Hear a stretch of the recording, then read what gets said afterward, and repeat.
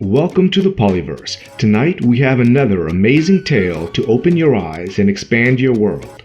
Before we begin, please subscribe and ring the bell to be notified for more great stories. The Polyverse presents an audio tale by D.L. Morris. Dynamar. Immaterial. Anna was running late. Again. She speeds down the streets and boulevards of Burke Hill, Kansas, willing her rust bucket of a bike not to disintegrate. Burke Hill was a cozy hamlet of a town with not more than a few thousand residents.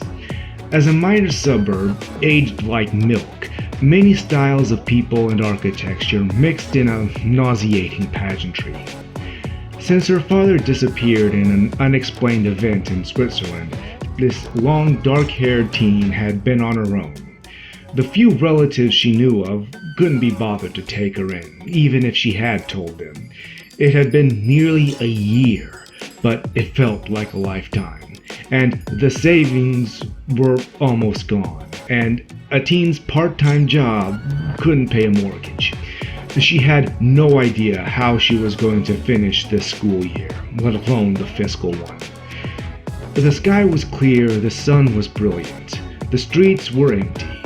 If she wasn't so royally fucked, she might just have found it beautiful. She wanted so much to slow down and savor the moment, but she only pedaled harder, her malnourished legs protesting the whole time. The schoolhouse loomed ahead, like a nightmare. She heard the bell toll. A yellowed yard emptied quickly. Not much was spent on public education anymore. Those deserving of a good education could afford a private one, the prevailing opinion seemed to be. On the verge of condemnation, the crumbling brick facade lamented the years of abuse.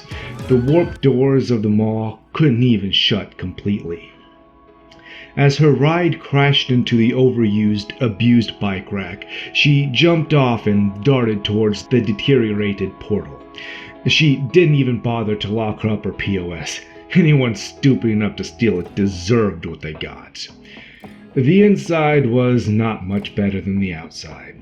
Yellowing tattered walls, squeaking aged lockers, chipped floor and ceiling tiles, all the hallmarks of malign neglect. This was the reality of institutional education in the modern world. Anna willed her weary legs to go faster down the deteriorated passage. 5, 4, 3, 2, 1, shit! Mr. Buckland, her first period teacher, had a very strict tardy policy. He would slam the door the instant the late bell struck, even if, especially if, he saw a delayed arrival. As fast as she was going, she couldn't stop. Despite consciously willing herself not to, as she came into contact with the aluminum door, she passed right through it. The class was in shock. The ability to pass through solid objects was no common feat, and being different was dangerous. All had heard the stories of kids disappearing, never to be seen again. These tales flashed through her mind as she scanned the room, tracing circles on the ground with her toe. All the while, everyone stared. There was Samantha Brighton, the best of her few friends, who stared in horror, her naturally curly brunette hair framing her shock in the most pleasant of ways. There was also Bill Brothers, a boy she barely knew. He looked as if the best thing in the world was happening before his eyes. And Chris Stevens, the boy she wished would notice her. He shrugged as if nothing was amiss. The entire class was a mix of these emotions. Except Mr. Buckland. His face was pale. Beads of cold sweat bubbled across his brow, but other than that, revealing nothing. "Well, Miss Krishoff," he finally swallowed the deer in headlights terror. "It seems there you have more issues than a pattern of tardiness. To the principal's office, young lady." Anna searched for any kind of moral support, but found none. Finally, eyes downcast in defeat, she turned and, without even bothering to open the door, stepped outside. "How long?" Mr. Atkins, the headmaster asked, not needing to elaborate. Public high school administrators did not make near what they should. His office was a reflection of that dismal fact.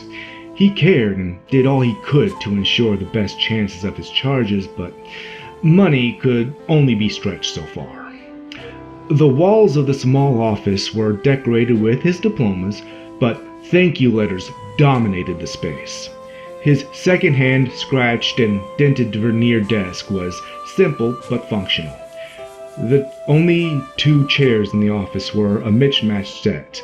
A molded plastic desk chair he was seated in, and the narrow, high-backed wooden chair she was in. Her legs were crossed at the ankles and drawn under the chair. Her jeans were once on the tight side of sexy, and her faded blue blouse was clean. This was the last gift her father had given her. She looked at her elder, eyes almost moist, thinking.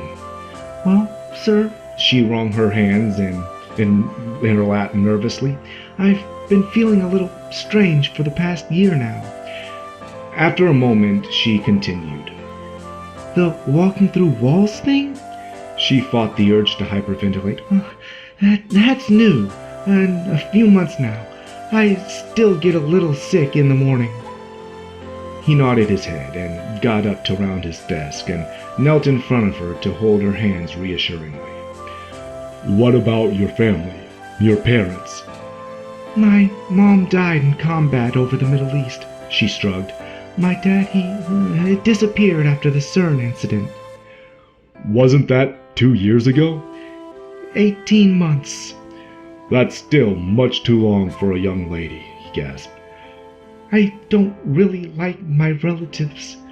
That's beside the point, dear, he sighed sadly. You can't go through life alone, especially in these troubling times. And with powers, I'm afraid someone might try to take advantage of you. I've heard stories, she cried. Kids with powers disappearing. Anna, he soothed, those are just stories. After a moment to make certain her sobs had subsided, he stood and began to pace. The thing is, though, we do have to make certain everyone is safe. And unfortunately, I don't think we can do that for you in this situation. The horror returned to his eyes. "What are you saying, sir?" No labs or experience, I promise. There have recently been schools formed to help children with strange abilities. I'll make a few calls, see what I can set up for you. Thank you for listening. We hope you enjoyed our amazing tale. If you haven't already, please like, share, and subscribe for more great adventures from the Polyverse.